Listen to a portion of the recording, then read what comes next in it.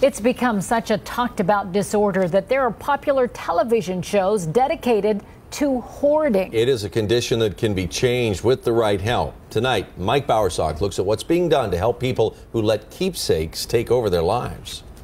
Last year, Emily Evans, a hoarder on the west side of town in Prairie Township, was sent to jail twice for the home she owns that neighbors claim was so packed with trash and garbage that it smelled up the entire neighborhood.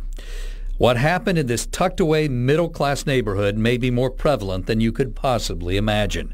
Hoarding is technically not considered a mental illness, but is expected to be designated soon. It is also estimated 1 in 20 of us have signs of hoarding. It's a problem that actually worsens with life. It's one of the few psychiatric problems that worsen with life. Most psychiatric problems don't. I became sort of almost immune to the mess that was around me, which was part of the problem. Sherry Zimmerman has had to work at clearing out her condo and keeping it clean and organized for the last 4 years. These are pictures of what it looked like not that long ago. I had a desk sitting over here, a wooden desk, and it was piled up on top and on the bottom. I mean, you couldn't see the legs of the desk because of all the stuff that was piled up all around the desk. I had a couch, but you couldn't sit on it.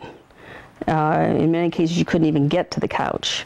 It went on for years. She blindly piled papers and knickknacks on any free horizontal space. With Sherry, there was no space to move around. There was just no organization any place. She wouldn't throw a screw away. So we actually went through and sorted, and then when you bring like things together, you can see how much you have. Hoarders or people that collect have a really hard time making a decision because they don't know what they have, so they don't want to let go of anything. That's how it all changed for Sherry Zimmerman. Birdie Brennan, an organization expert, slowly started working with Sherry Zimmerman by organizing the mess into like items, piles that made sense, so Sherry could see herself how much she owned and how little she needed. She did not just start throwing everything away. Birdie made sure every decision Sherry made to throw something out was her decision.